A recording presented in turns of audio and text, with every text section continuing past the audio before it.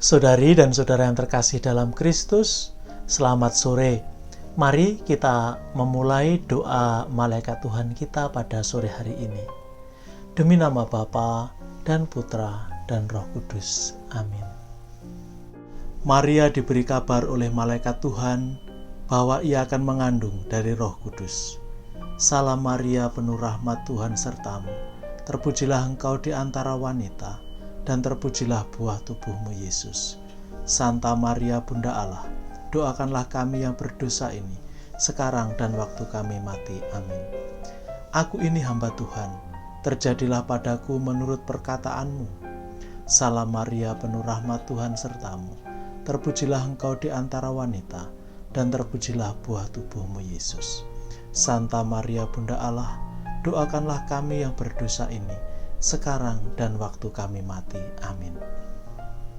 Sabda sudah menjadi daging dan tinggal di antara kita. Salam Maria, penuh rahmat, Tuhan sertamu. Terpujilah engkau di antara wanita, dan terpujilah buah tubuhmu Yesus. Santa Maria Bunda Allah, doakanlah kami yang berdosa ini, sekarang dan waktu kami mati. Amin. Doakanlah kami ya Santa Bunda Allah, supaya kami dapat menikmati janji-janji Kristus. Marilah kita berdoa. Ya Allah, karena kabar malaikat kami mengetahui bahwa Yesus Kristus Putramu menjadi manusia. Curahkanlah rahmat-Mu ke dalam hati kami, supaya karena sengsara dan salibnya, kami dibawa kepada kebangkitan yang mulia, sebab Dialah Tuhan dan pengantara kami. Amin. Para saudara yang terkasih, hari ini kita melanjutkan pesiarahan iman kita bersama dengan Abraham. Kali ini kita akan melihat Abraham dalam bahaya. Teks yang akan kita baca adalah Kitab Kejadian bab 12 ayat 10 sampai dengan ayat 20. Seluruh teks kita baca hari ini, seluruh penafsiran dan renungan kita selesaikan hari ini. Mari kita baca teksnya. Ketika kelaparan timbul di negeri itu, pergilah Abram ke Mesir untuk tinggal di situ sebagai orang asing, sebab hebat kelaparan di negeri itu. Pada waktu ia akan masuk ke Mesir, berkatalah ia kepada Sarai istrinya, "Memang aku tahu bahwa engkau adalah seorang perempuan yang cantik parasnya. Apabila orang Mesir melihat engkau, mereka akan berkata, 'Itu istrinya.'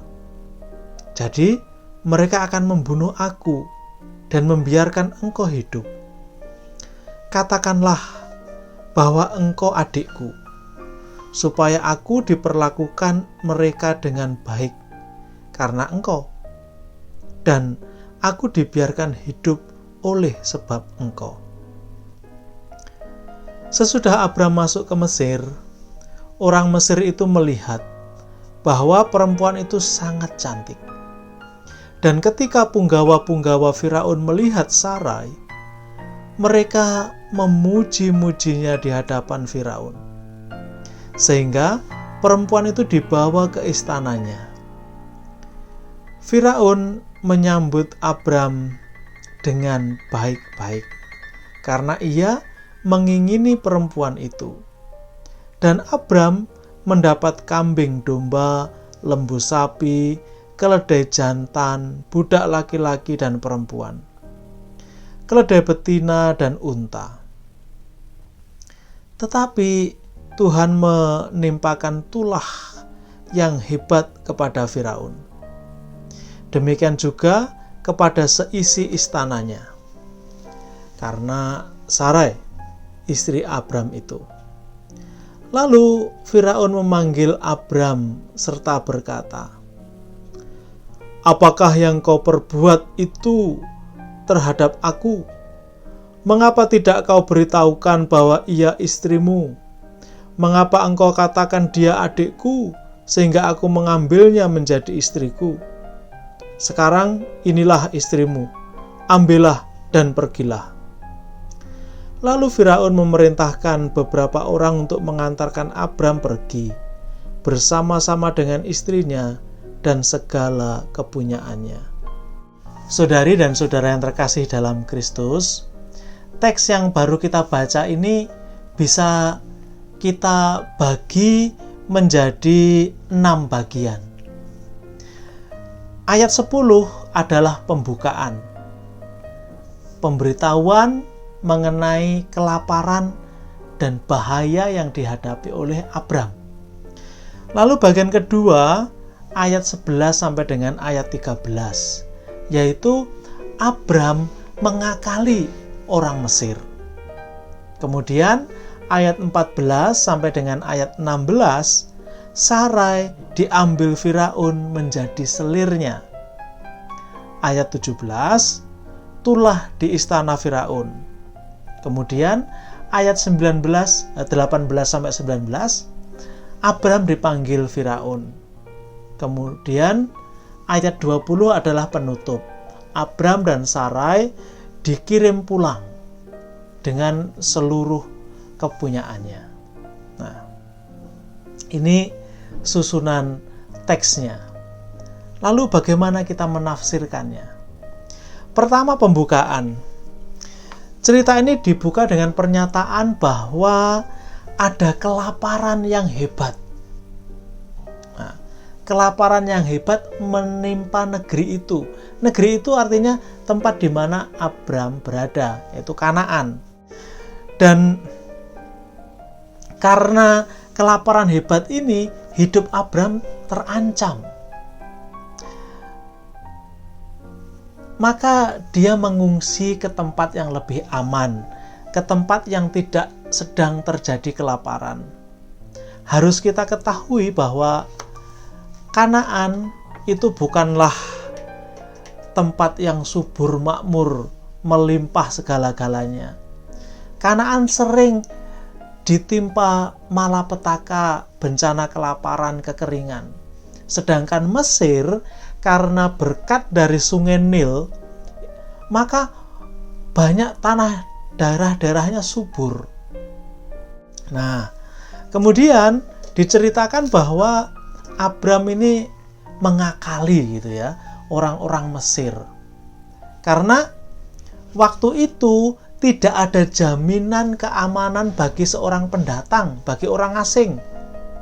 Masuk ke suatu tempat, ya melihat, wah perempuan ini cantik, tapi ada suaminya, bunuh saja suaminya, ambil istrinya. Itu sah, tidak ada perlindungan. Maka Abraham membuat ya trik gitu ya, sebuah tipuan agar mereka selamat. Dan betul saja mereka selamat. Lalu setibanya di Mesir, seperti yang diduga oleh Abram, orang-orang Mesir itu terpesona dengan kecantikan Sarai. Bahkan beritanya begitu cepat menyebar, padahal belum ada sosial media waktu itu. Berita dari mulut ke mulut langsung ke istana kerajaan. Dan Sarai pun dipanggil. Karena dikenal sebagai adiknya Abram, Abram pun dipanggil pula. Nah, dia diberi banyak hal sebagai upeti begitu, sebagai sulih, sebagai seperti kalau kita tradisi orang melamar gitu kan, ada serah-serahan, ada sesuatu yang diberikan. Dan yang diberikan kepada Abram, karena Firaun ini mengambil Sarai sebagai istri, itu bukan hanya binatang-binatang, sapi, domba, lembu, keledai, tapi juga budak laki-laki dan perempuan. Tetapi Tuhan marah. Kenapa Tuhan marah? Karena Sarai ini orang pilihan Tuhan gitu. Kalau kita melihat janji Tuhan kepada Abram dari ayat-ayat kemarin, Sarah memegang peranan penting untuk terlaksananya janji Tuhan. Nah, kalau ada orang asing ingin menyentuh dia, tentu Tuhan marah. marahnya Tuhan dengan memberikan tulah. Tulahnya apa? Tidak diceritakan. Hanya dikatakan tulah di istana Firaun. Tentu saja Firaun langsung sadar bahwa ini bukan main-main. Maka dia memanggil Abram dan marah. Ya pantas marah karena dia dibohongi, diakali, kena prank gitu kalau bahasa sekarang ya, pranknya Abram. Lalu kemudian mereka dikirim pulang. Sebetulnya marahnya Firaun ini sangat beralasan. Siapapun bisa marah karena pertama begini, bukan hanya soal bahwa Abram menipu Firaun, tetapi yang kedua adalah Abram sudah berpraduga, berasumsi bahwa nanti pasti dia akan dibunuh karena istrinya cantik dan istrinya diambil. Artinya sudah berpraduga yang bukan-bukan. Dan ini nggak benar, nggak boleh.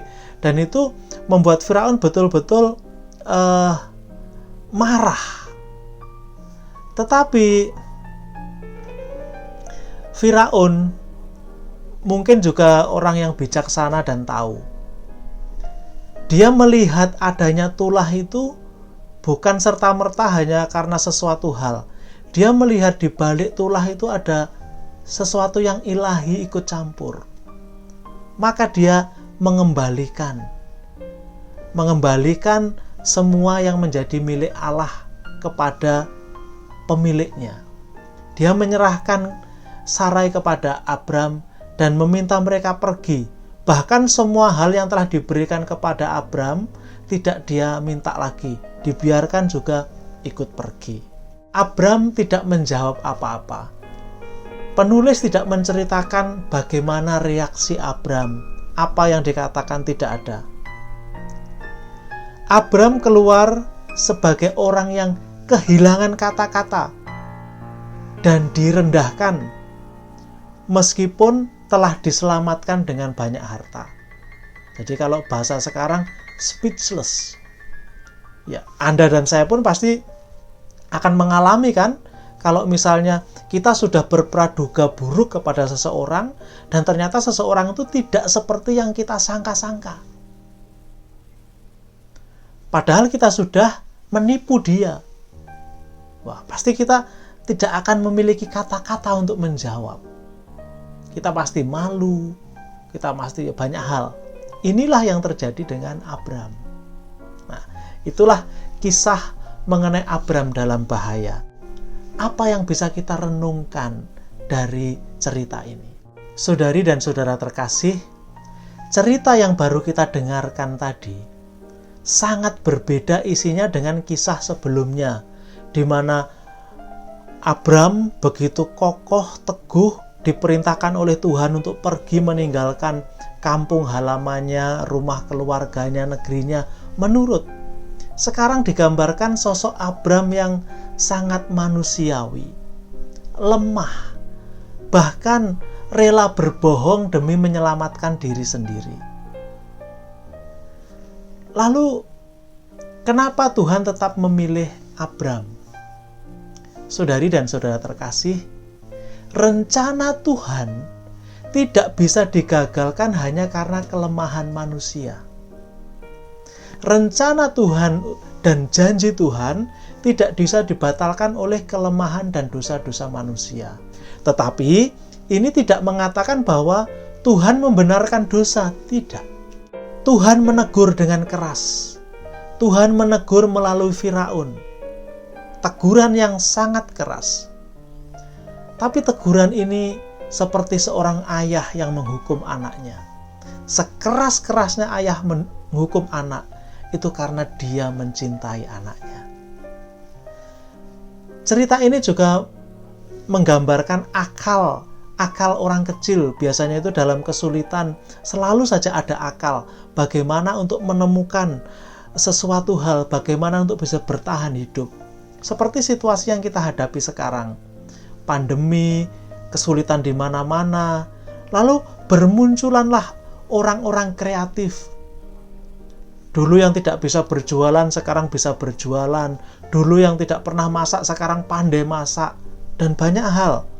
Lalu, tindakan Abraham yang mengorbankan Sarah istrinya, berbohong, itu adalah sesuatu yang tidak benar. Tidak bisa dibenarkan dari sisi manapun. Pesannya adalah, jangan terlalu mengagungkan diri sendiri. Jangan hanya bersandar kepada kemampuan sendiri. Abram hanya melihat dirinya dan Sarai. Abram lupa bahwa Tuhanlah yang menyuruh mereka datang ke Kanaan. Dia lupa berteriak kepada Tuhan. Hanya melihat dirinya sendiri. Saudari dan saudara terkasih, hal terakhir yang bisa kita renungkan adalah kecantikan Sarai. Memang kecantikan itu bukan motif dari cerita ini, tetapi kita bisa mengerti bahkan kecantikan itu ada di balik seluruh cerita ini. Bagaimana mereka bisa selamat, bisa mendapat sesuatu, bahkan sampai ke istana. Kecantikan bukan tanpa bahaya, selalu ada bahayanya. Dan Abram sudah melihat itu. Maka satu hal mungkin yang bisa kita lihat, tidak ada yang sempurna di dunia ini. Sesuatu yang elok pun selalu ada bahaya di baliknya. Maka berhati-hati dan tetap berpegang teguh kepada Tuhan. Jangan melupakan Tuhan karena kita sudah terlihat elok, terlihat cantik, terlihat pintar, terlihat kuat, terlihat kaya. Lalu kita melupakan Tuhan. Tetap ingat Tuhan. Hari ini sampai di sini. Tuhan memberkati. Demi nama Bapa dan Putra dan Roh Kudus. Amin.